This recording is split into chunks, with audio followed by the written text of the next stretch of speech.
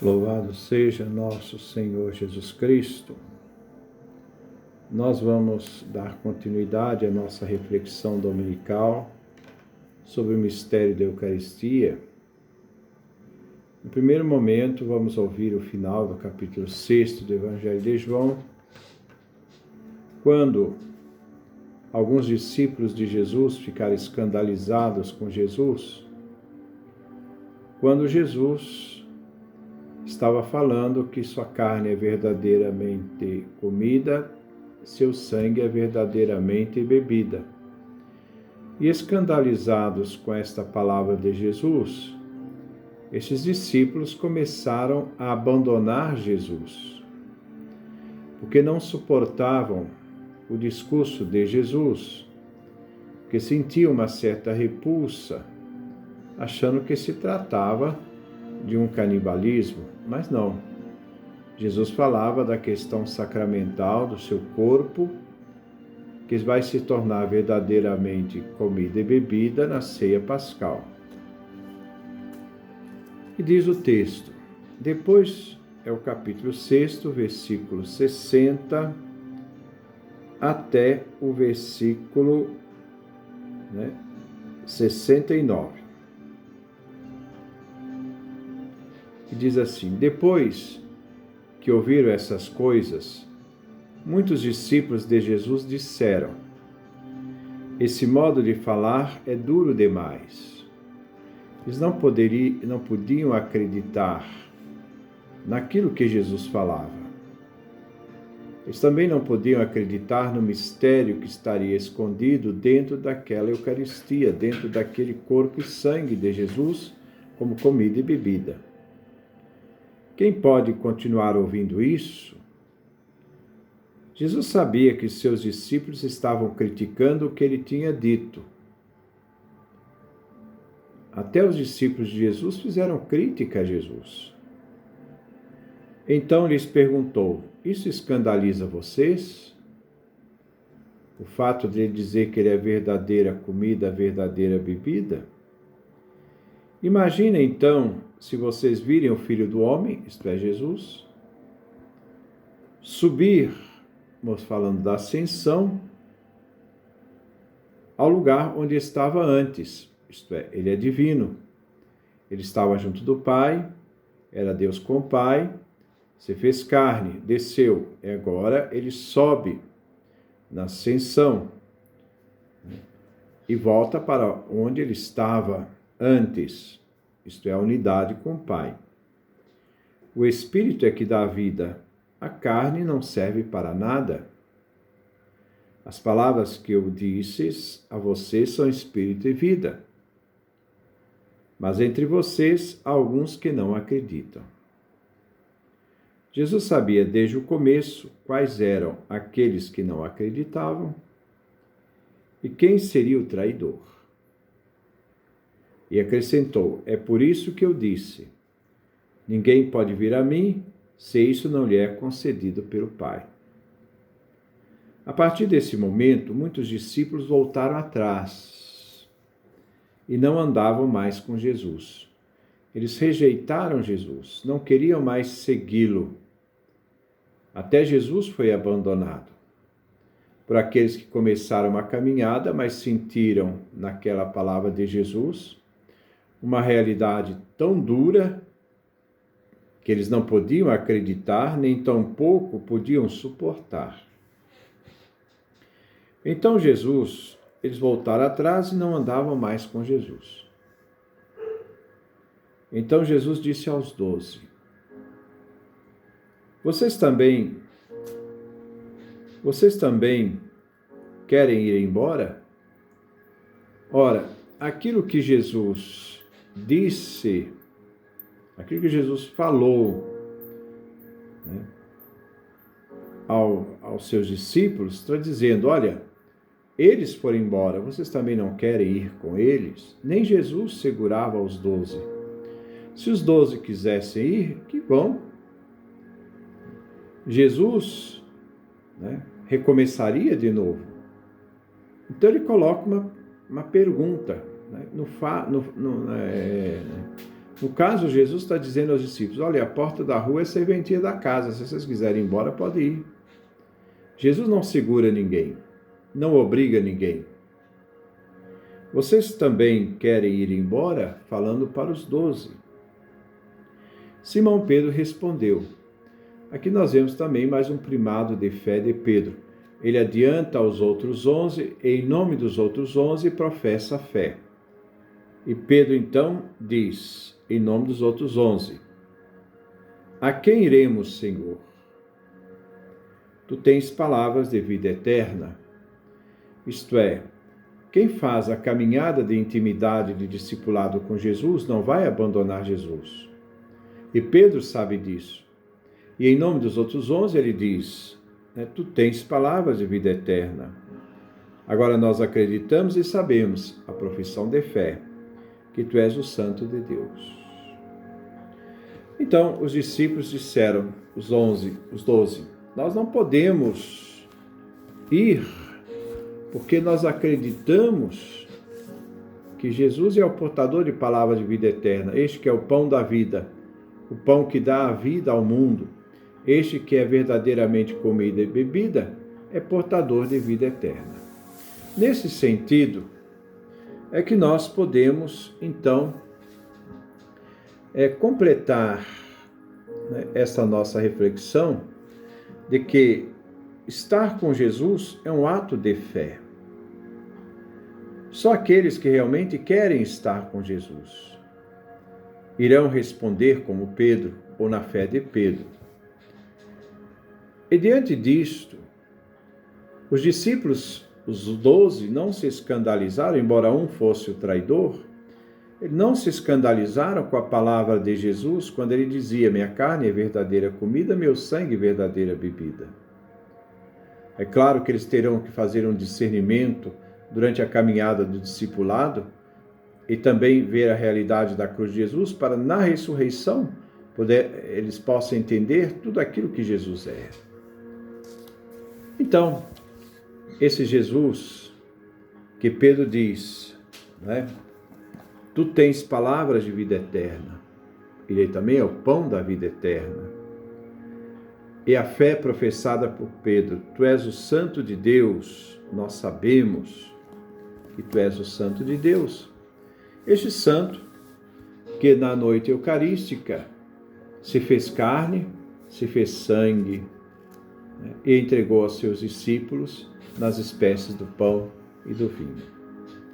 Esta comunhão, estou usando aqui a ideia de Tanqueray, Compêndio de Teologia Cética e Mística. É uma versão atualizada de Tanqueray. Ele vai falar da Eucaristia como essa união física. Só aproxima da Eucaristia quem tem fé. A fé é a realidade necessária para receber a Eucaristia e ter o efeito da Eucaristia. Quem comunga sem fé, o efeito da Eucaristia não acontece, porque acesso a Jesus só se dá por meio da fé. E o benefício que a Eucaristia tem, aquele que comunga, nós vamos falar dessa união física, depois, na outra reflexão, vamos falar dessa união espiritual.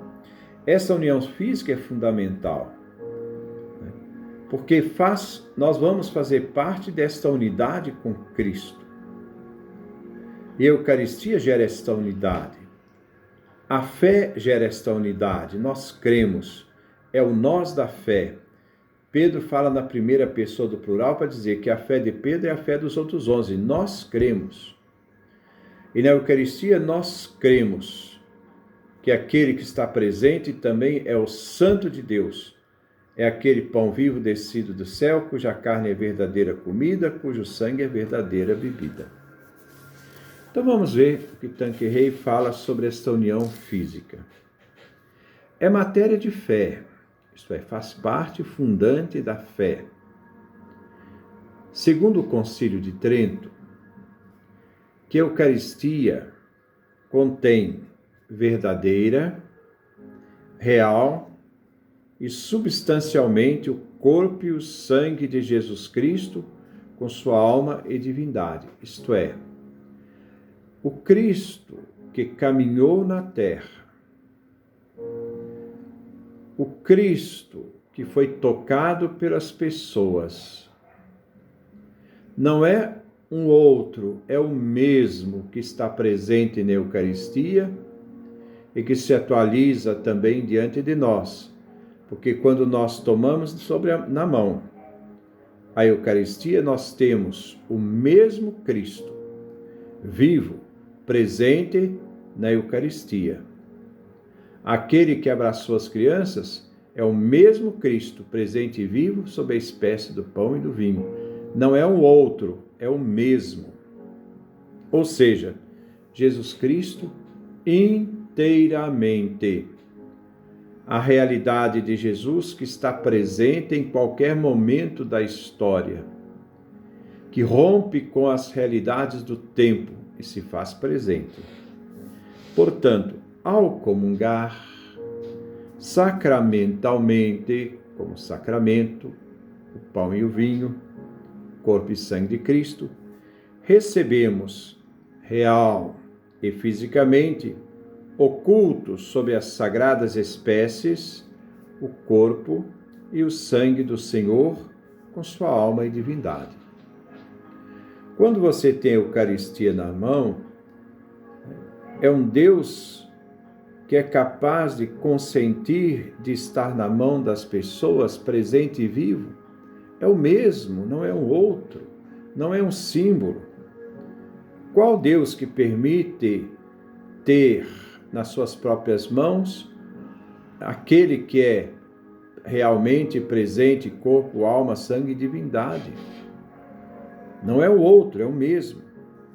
Assim, não somente somos sacrários, onde guardamos a Eucaristia, os sacrários, mas também cibórios, onde portamos a Eucaristia, onde Jesus habita e vive.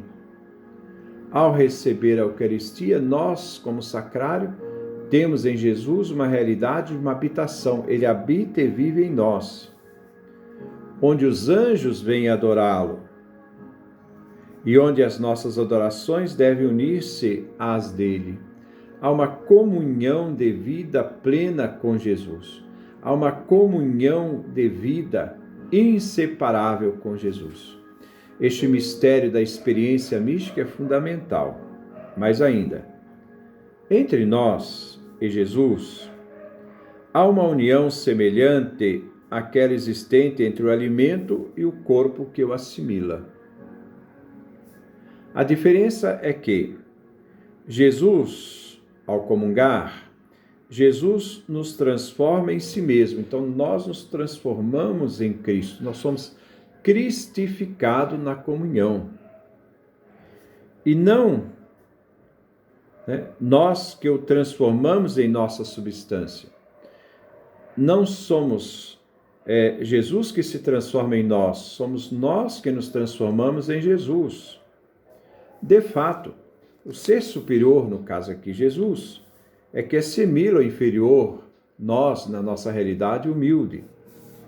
Essa união tende a fazer nossa carne mais submissa ao Espírito e mais casta, porque nós somos presença real de Cristo, porque nós nos transformamos em Cristo quando comungamos.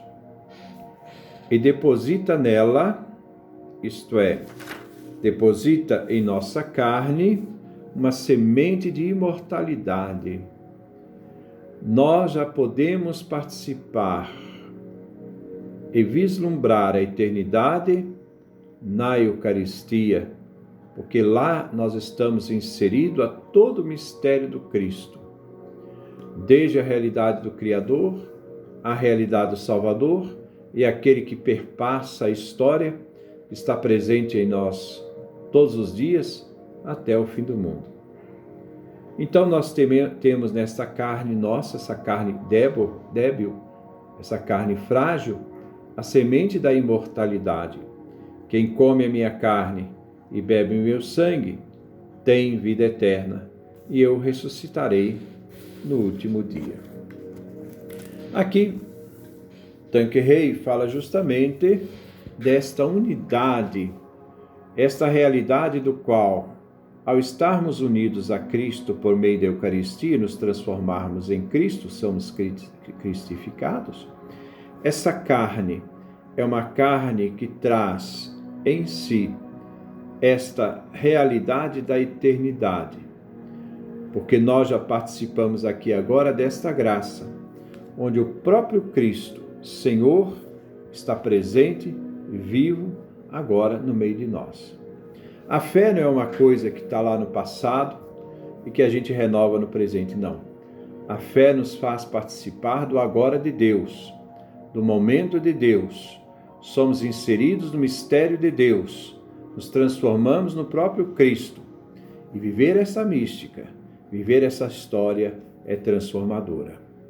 Porque muitas vezes, como o Evangelho de Lucas, lá no capítulo 6, as pessoas procuravam Jesus, tocavam Jesus, e ao tocar Jesus, diz que uma força saía dele e curava muita gente. Esse mesmo Jesus que curava é o Jesus que está presente, vivo na Eucaristia. Aquelas pessoas que tocavam Jesus, nós também tocamos Jesus. Agora, a realidade da fé, que é capaz de obter todos os benefícios que a Eucaristia traz, é uma realidade de fé. Que Deus nos dê a sua graça, a sua bênção, a sua face resplandeça sobre nós.